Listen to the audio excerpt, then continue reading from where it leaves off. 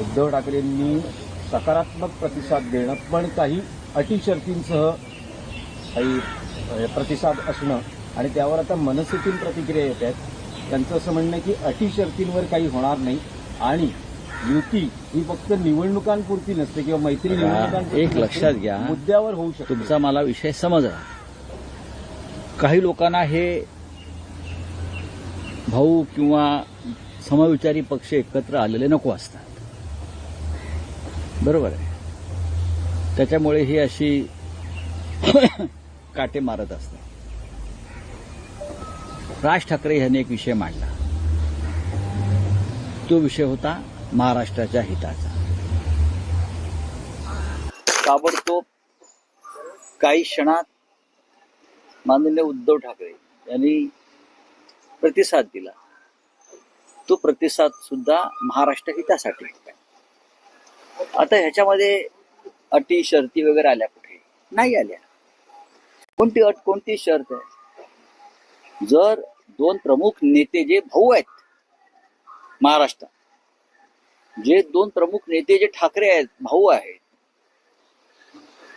ते महाराष्ट्र हितासाठी एकत्र यायच्या विषयांवर त्यांची सहमती होते, तर त्याच्यामध्ये फार वादविवाद करणं योग्य नाही. या मताचा माझ्यासारखा माणूस सुद्धा आहे, एक लक्षात घ्या. त्यात अट आणि शर्त आहे कुठे? कोणतीच नाही. एकही अट आणि शर्त त्याच्यामध्ये जर कोणी टाकली असेल तर मला सांगा. राज ठाकरेंचं म्हणणं आहे महाराष्ट्र हितासाठी, उद्धव ठाकरे म्हणतात महाराष्ट्र हितासाठी. प्रश्न इतकाच आहे, या महाराष्ट्र हिताच्या फॉर्म्युल्यात भारतीय जनता पक्ष बसत नाही. या महाराष्ट्र हिताच्या फॉर्म्युल्यात भारतीय जनता पक्षाबरोबर आज जे लोक आहेत ते बसत नाही. ही अट नाही, ही लोकभावना आहे. याला कोणी अट आणि शर्त म्हणत असेल तर त्यांनी थोडस राजकीय अभ्यास करणं गरजेचं आहे, आणि विशेषतः महाराष्ट्राच्या भावनेचा. आमची भूमिका स्पष्ट आहे. आम्ही जी जान से महाराष्ट्र हितासाठी काम करायला तयार आहोत. माझ्यासारखा माणूस जो आहे, याने अनेक वर्ष माननीय बाळासाहेब ठाकरेंबरोबर काम केलेलं आहे, माननीय राज ठाकरे यांच्याबरोबर काम केलेलं आहे, माननीय श्रीकांत ठाकरे यांच्याबरोबर काम केलेला माणूस आहे. मी माझं आता पुढलं संपूर्ण आयुष्य मी राज आणि उद्धव साहेब यांच्यावर एकत्र काम केलेलं आहे. आता मी राज साहेब, माननीय आदित्य ठाकरे यांच्यावर काम करतोय. महाराष्ट्र हित हेच आमचं ध्येय आहे. मराठी माणसाचा स्वाभिमान. ज्या एका उच्च ध्येयासाठी माननीय बाळासाहेब ठाकरे यांनी शिवसेनेची स्थापना केली, तो ध्येय का होतं? महाराष्ट्र आणि मराठी माणूस. आणि त्यासाठी सगळ्यांनी एकत्र यावं ही त्यांची भूमिका होती. आता जर मतभेद वाद हे दूर ठेवून मतभेदाचे जोडे बाहेर काढून या संदर्भात काम करणारे लोक एकत्र येणार असतील तर आम्ही त्यांचं स्वागत केलेलं आहे ना. कोणतेही अट आणि शर्त याच्यामध्ये उद्धवजींनी टाकलेली नाही. महाराष्ट्र हितालाच प्राधान्य द्या, आणि जे महाराष्ट्राचे आणि महाराष्ट्र हिताचे शत्रू आहेत त्यांच्या पंक्तीलाही बसू नका. याच कोणती अट आणि शर्त आहे? कोणती अट आणि शर्त आहे? अजिबात. पण राऊत साहेब, मनसेतून असं म्हटलं, मला मनसेतून काय म्हणते याच्यापासून राज ठाकरे म्हणालेत का? नाही, पण त्यांच्या पक्षाचे नेते राज ठाकरे बाहेर आहेत, ते कुठे असू दे, देशाच्या बाहेर आहेत. त्यांनी जे विधान केलंय त्याच्यावरती आम्ही माननीय उद्धवजींनी त्याच्यावरती प्रतिविधान केलेलं आहे. त्याच्यामुळे कोण काय म्हणते त्याच्याकडे आता लक्ष देऊ नका. नाही, पण साहेब एकच फक्त असं तुम्हाला वाटते म्हणून माझ्यावर उत्तर देणार नाही. माननीय राज ठाकरे साहेबांनी जे सांगितलेलं आहे त्याच्यावरती माननीय उद्धव ठाकरे साहेबांनी व्यवस्थित मराठी माणसाला आणि महाराष्ट्राच्या गावातल्या शेवटच्या माणसाला कळेल अशा पद्धतीनं आपली भूमिका मांडली आहे. महाराष्ट्र हिताला सर्वोच्च प्राधान्य. जे महाराष्ट्र हिताच्या आड येतील त्यांना घरात सुद्धा घेऊ नका आणि घ्यायचं नाही, आणि त्यांच्या पंक्तीलाही बसू नका, त्यांचं आगत स्वागत करू नका. या चुकीचं काय? आमच्या घरामध्ये मोरारजी देसाईंचा फोटो कोणी लावतो का प्रधानमंत्री म्हणून? नाही लावणार, अजिबात लावणार. आमची जर सरकारी कार्यालय असती तर महाराष्ट्राचे शत्रू असलेले मोदींचा फोटो आम्ही लावणार नाही. हे दोघे महाराष्ट्राचे शत्रू आहेत. त्यांनी महाराष्ट्र लुटला, त्यांनी महाराष्ट्र तोडण्याचा सामाजिक दृष्ट्या तोडला महाराष्ट्र. त्यांनी बाळासाहेब ठाकरेंची महाराष्ट्राचा स्वाभिमान जपणारी शिवसेना तोडली. हे शत्रू आहेत. त्यांच्याबरोबर राहणाराही महाराष्ट्राचे शत्रू आहे आणि त्यांच्याबरोबर राहून कोणालाही महाराष्ट्र हिताची बात करता येणार नाही. हे इतकं स्पष्ट आणि सुस्पष्ट भूमिका जर उद्धव ठाकरे यांनी मांडली आणि ती महाराष्ट्रातल्या गावखेड्यापर्यंतच्या शेवटच्या घरात आणि मराठी माणसापर्यंत पोहोचली आहे, याच्या पलीकडे मला वाटत नाही भूमिका काही मांडायला पाहिजे. आम्ही राज ठाकरे यांच्या भूमिकेचं स्वागत केलं. याच्या पलीकडे काय हवंय तुम्हाला अजून? कोण काय म्हणते ते मी कशाला उत्तर देऊ? हो नाही, पण त्यांच्या पक्षातून जी प्रतिक्रिया येते की जसं हिंदुत्ववादी कोण हे सर्टिफिकेट भाजप देऊ शकत नाही, तसं महाराष्ट्रद्रोही कोण हेही शिवसेना उद्धव बाळासाहेब ठाकरे बघा, हे ठरवू शकत नाही. याच्यावरती काय उत्तर देण्याची गरज नाही. महाराष्ट्रद्रोही कोण आहे का महाराष्ट्र समजून घेतो. जर तुम्हाला समजत नसेल तर माननीय राज ठाकरे यांना एक ट्रेनिंग स्कूल काढावी लागेल. आणि राज ठाकरे फार सुज्ञ नेते आहेत. त्यांनाही माहिती आहे महाराष्ट्रद्रोही कोण. महाराष्ट्रद्रोही कोण हे राज ठाकरे साहेबांनाही माहिती आहे आणि उद्धवजींनाही माहिती आहे. आणि जर काही लोकांना माहीत नसतील आणि ते या चांगल्या कामामध्ये अडथळे निर्माण करत असतील तर ते परत महाराष्ट्र हिताचं नाही. म्हणजे कोणीतरी एक शक्ती आहे, जी शक्ती महाराष्ट्र द्रोह्यांच्या पक्षामध्ये आहे, जे या सगळ्या गोष्टी बाहेर राहून ऑपरेट करते आमच्या भाषेमध्ये. हे मी अगदी ठामपणे सांगतो. कोणीही याच्यामध्ये किंतु परंतु आणि तुम्हाला काय करायचं आहे, मलाही काही करायचं नाही. मला माझ्या पक्षाने सांगितलेलं आहे, आम्ही ठरवलेलं आहे महाराष्ट्र हितासाठी आपण पुढलं प्रत्येक पाऊल हे मराठी माणूस आणि महाराष्ट्र हितासाठी आपण टाकलं पाहिजे. हा आमच्या पक्षाची भूमिका आहे. ती उद्धव साहेबांनी पक्षाचे प्रमुख म्हणून व्यक्त केली. आता मनसेच्या प्रमुखांनी एक भाष्य केल्यावर त्याच्यावरती तुम्ही कशाला वाद घालताय? नका वाद घालू. असा वाद घालणं हे महाराष्ट्र द्रोह्यांच्या पथ्यावर पडेल, हे लक्षात घ्या. माननीय उद्धव साहेबांनी कोणतीही अट आणि शर्त ठेवली नाही. फक्त महाराष्ट्र हित याला सर्वोच्च प्राधान्य आणि महाराष्ट्र हिताच्या शत्रूंबरोबर यापुढे आम्ही हातमिळवणी करणार नाही, बस. पण दक्षिणेतले जे पक्ष आहेत ते निवडणुका मात्र वेगवेगळ्या लढवतात, त्यांचा प्रश्न. AIADMK, पण ते स्थानिक प्रश्नांवर एकत्र असतात. तर असं म्हटलं जात आहे अमित शहा किंवा भाजपनं तामिळनाडूच्या विरुद्ध भूमिका घेतली. त्यांच्या जे काही भूमिका आहेत, पण त्या तामिळनाडू द्रोह्यांबरोबर अण्णा द्रमुक गेला ना. तामिळनाडूच्या अस्मितेच्या विरोधामध्ये अमित शहा सातत्यानं काम करत आहे.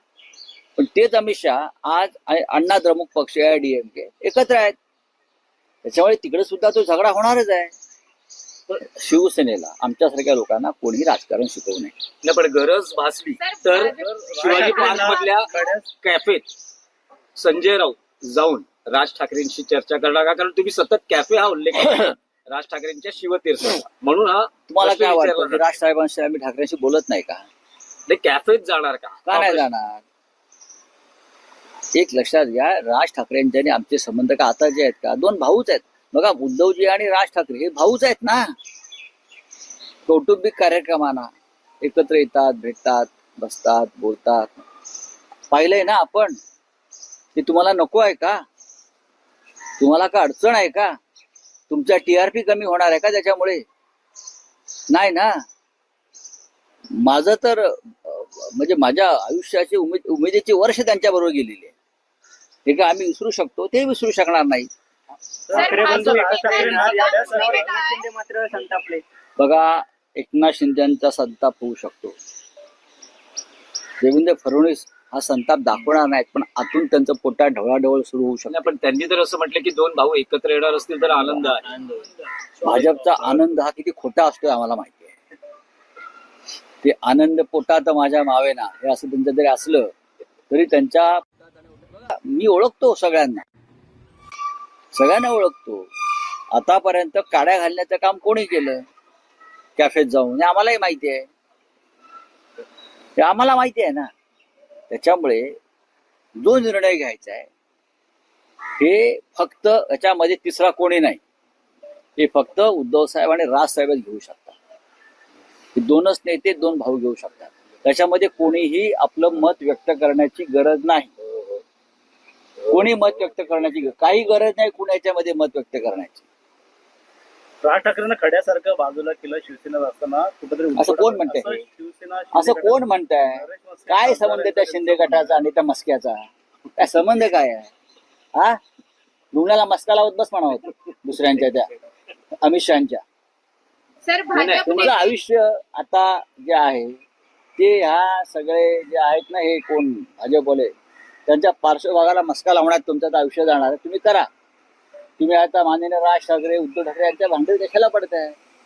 तुमच्या पक्षाचे प्रमुख अमित शहा, त्यांना विचारा, अमित शहाना विचारा. शिंदे, एकनाथ शिंदेही या प्रश्नावर थोडेसे रागावलेले. का रागावले? त्यांना आणि नको ते आहे. म्हटले की कामाचं बोला. मग कामाचंच करतोय ना आम्ही. तुम्ही तुमच्या कामाचं बघा. ते आता दरे गावात आहे, तिथून ते कदाचित त्यांच्या पक्षप्रमुखांना भेटायला दिल्लीत जातील. हा, तर ते त्यांचं काम करतील, आम्ही आमचं काम करू. राऊसाहेब, राज ठाकरे परदेशात आहेत. राज ठाकरे परदेशात आहेत. या महिना अखेरीस ते येतील परत भारतात. तर अशा वेळेस उद्धव ठाकरे, राज ठाकरे एकत्र भेटून काही चर्चेला सुरुवात होईल का? आतापर्यंत प्रस्ताव प्रतिसाद झालेले आहेत, पण हे कमी आहे का? पाहायला मिळेल का? हे कमी आहे का? हे जे सकारात्मक पाऊल दोन्ही बाजूनी पडलंय, हे तुम्हाला कमी वाटतंय का? नाही, कमी नाही, पण याचा पुढचा भाग आपल्याला बघायला मिळेल. पुढचा भाग आता कसा काय तुम्हाला सांगणार ना? सिनेमा असतो ना एक चांगला, शूटिंग चालू आहे, रील बनतायत. रावसाहेब, अजित पवारांनी म्हटलंय की हिंदी भाषा शिकली तर कुठं गैर आहे, विरोधक समाजात तेढ निर्माण करण्याचा प्रयत्न करतात. मी अजित पवारांच्या मताशी सहमत आहे. हिंदी भाषा शिकायला कोणाचीच अडचण नाही. शालेय अभ्यासक्रमात त्याची सक्ती होऊ नये याच्यावरती चर्चा सुरू आहे. मी वादही म्हणत नाही, चर्चा सुरू आहे. त्यांनी तुम्हाला समाजात तेढ निर्माण करतात. कोणीच तेढ निर्माण करत नाही. मग तुम्ही सांगा जाऊन तुमच्या पक्षप्रमुखांना, म्हणजे अमित शहाना, त्यांचे पक्षप्रमुख तेच आहेत ना, की अशी तेढ निर्माण करू नका. अमित शहा येणार होते, हेलिपॅडसाठी 1.5 कोटी खर्च केलेला आहे. 1.5 कोटीची उलाढाल झालेली आहे. एक लक्षात घ्या, जनतेचा पैसा. एक लक्षात घ्या, ते देशाचे गृहमंत्री आहेत. जरी आमचे मतभेद असले तरी ते देशाचे गृहमंत्री आहेत. याआधी सुद्धा पंतप्रधान, गृहमंत्री यांच्या संदर्भात अशा प्रकारचे हेलिपॅड बनलेले आहेत. त्याच्यामुळे उगाच तुम्ही हे नसते वाद कशा करता? देशाचे गृहमंत्री आहेत. आमचे राजकीय मतभेद आहेत, पण ते देशाचे गृहमंत्री या क्षणी आहेत, प्रधानमंत्री आहेत, संरक्षण मंत्री आहेत. त्यांची व्यवस्था करण्यासाठी हेलिपॅड उभारला असेल तर तो शासकीय कामकाजाचा भाग असतो. विलेपार्ले ते थेट मंदिरावर तोडक कारवाई पालिकेकडून केली. त्याच्यानंतर आंदोलनाचा मोर्चा काढल्यानंतर वॉर्ड ऑफिसरला जे ते त्याची हकालपट्टी करण्यात आली.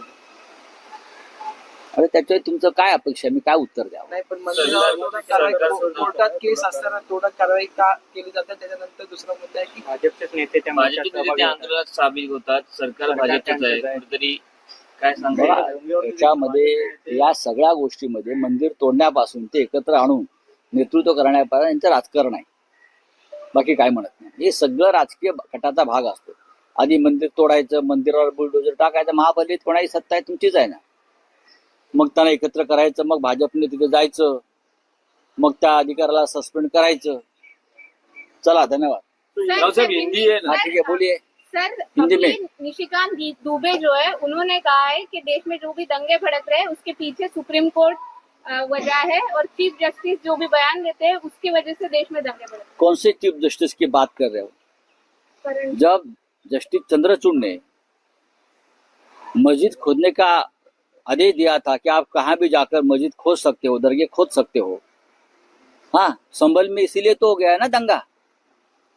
तो क्या निशिकांत दुबे उस बारे में बात करना चाहते हैं क्या? डीवाई चंद्रचूड़ की जजमेंट के बारे में, कि आप जाकर किसी भी मस्जिद को खोद सकते हो, नीचे मंदिर है या और क्या है देखने के लिए? शायद मुझे लगता है वो चंद्रचूड़ को निशाना बना रहे हैं। तो बीजेपी की ट्रोल टीम कहीं कम नहीं हो रही है, आरोप पे आरोप दिया जा रहा है सर, सुप्रीम कोर्ट पे सवाल उठाए जा रहे हैं सर। देखिए, ये लोग सुप्रीम कोर्ट को मानते नहीं, ना किसी कोर्ट को मानते, ये ना पार्लियामेंट को मानते हैं, ये किसी संवैधानिक संस्था को मानते हैं। अब निशिकांत दुबे बात करेगा सर्वोच्च न्यायालय के ऊपर, सुप्रीम कोर्ट के ऊपर? हाँ, मुझे बताइए ना। ऐसे व्यक्ति को, सर्वोच्च न्यायालय पर इस प्रकार की टिप्पणी करने वाले को पार्टी से निष्कासित करना चाहिए। अगर आप संविधान के रखवालदार, चौकीदार हो सचमुच, तो आपको उनके ऊपर एक्शन लेनी चाहिए।